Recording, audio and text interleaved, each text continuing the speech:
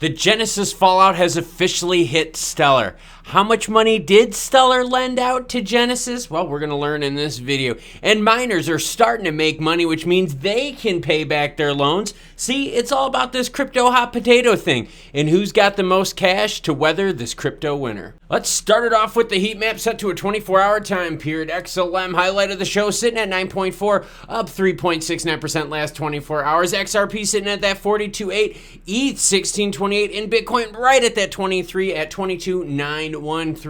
But the big story is this: miners are starting to make money, and they're also avoiding NASDAQ price rules. Bitcoin mining firm Argo regained compliance with NASDAQ's listing rule, which requires a company to maintain its common stock minimum bid price of $1 for 30 consecutive trading days. The NASDAQ market listing qualification department has informed Argo that they have successfully met a requirement to maintain a minimum closing bid price for 10 consecutive trading days. This requirement was met on January 13th, with NASDAQ confirming that it considers the matter closed. That's right, when you are part of the NASDAQ, there are filing requirements as well as price requirements that you have to meet. And Argo, one of the Bitcoin miners out there, was unable to meet it. So if they can't meet it, that means their price is down. That means the amount of equity that they have is down. These companies are burning through cash as the price of Bitcoin was super low. And we know, hey, good news to Bitcoin affects the rest of the market. Bad news to Bitcoin definitely affects the rest of the market. Miners got beaten up severely over this crypto winter, with most of these companies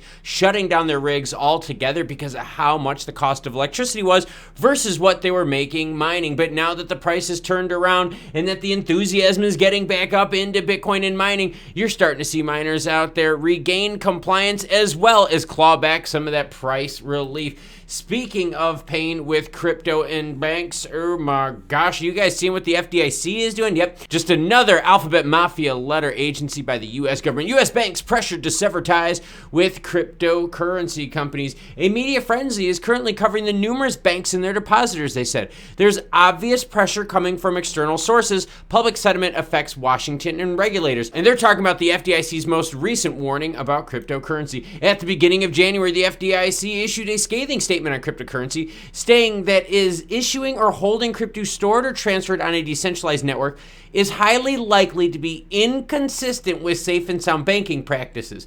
The agency has significant safety and soundness concerns with crypto companies or business models that have a concentrated exposure to crypto. This puts banks in a very tight spot, the executive told Protos. It should be a major fear that every U.S. bank is moving away from cryptocurrency. Again, right? You don't want the capital flowing away from crypto. You want it flowing it in with proper regulations. But the FDIC is out there loading up their 9 shots fired, just putting it out there saying, hey, get into crypto, expect to lose everything. Banks, you aren't protected. This is not FDIC insured. Indeed, banks face steep regulatory guidelines and enforcement actions ranging from a ratings of downgrade to the less often utilized but infinitely worse voluntary or involuntary liquidation process, right? Talking about people not getting their money. Do you have enough money to get through the crypto winter? Speaking of do you have enough money to get through the crypto winter, Stellar is owed a chunk of change, everyone. Crypto billionaire Ripple founder Jed McCaleb's nonprofit lent money to Genesis.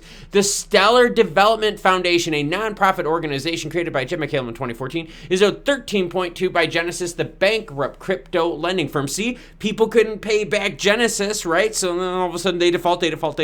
Same thing with those miners. That's why I brought the Bitcoin miner story up in the beginning. Crypto lending firm Genesis filed for bankruptcy in the Southern District of New York on Thursday evening, making it the latest casualty of the crypto market contagion that roiled its investors since November's collapse of FTX. New filings revealed that Genesis owes its 50 creditors, right? These are the largest 50 creditors, some $3.4 billion. One of those creditors is the Stellar Development Foundation, of which we know was founded in 2014. Let's take a look at this. And remember, as always, any article you see in this video will be linked in the description below.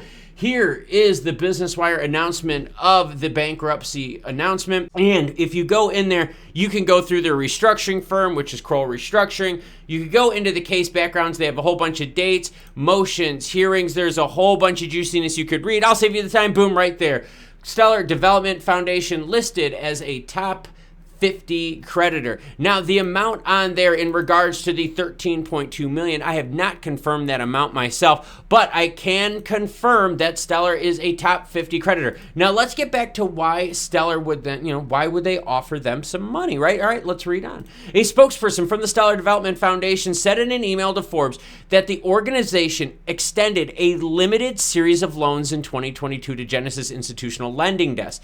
The outstanding claim represents an immaterial portion of our overall treasury and does not impact our operations in any way, as we remain well funded for the present and future pursuit of our mission to create equitable access across the global financial system. All right, so not affecting Stellar's day-to-day operations, that's obvious. But again, we got to now start asking about decisions and where these lumens go, right? Are they going to good places? 13.2 million doesn't sound like a lot, but let's just pretend those lumens are worth 10 cents a piece, and we're getting close, everyone, at that 9.4. But think about that. That would be, what is it, 130 million lumens that puffed in the air with Genesis filing. The Stellar Foundation's venture capital arm, the Enterprise Fund, has invested over $55 million across a dozen or so crypto and payment startups. The foundation has also partnered with organizations like the UN Refugee Agency and peer-to-peer payments company MoneyGram on various initiatives. See, so not all of these programs go up in smoke. Some of them lead into really, really good positive things for the Stellar ecosystem. So miners are making more money. They can pay back some of their loans. Speaking of loans, Genesis, no, they weren't getting paid back any of their action, which led to them filing Chapter 11, of which we've now found out that Stellar gave them $13.2 million in a series of loans. So again, it's crypto hot potato. If this company can't pay this company, they can't pay this company, who can't pay this company. Hey, this company at the end here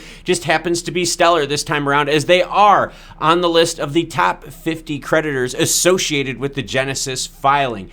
News like this you're not going to find anywhere else, so make sure you hit that subscribe and like button to support the channel. As more news breaks, of course, I'll be sure to share it with you regarding this matter. I'm going to leave you with this video right here, a deeper dive into something that you are interested in the crypto Web3 space. I have got one more session today of running in, and then I get to chill out. So until more news breaks, you cool cats, have a great rest of your day.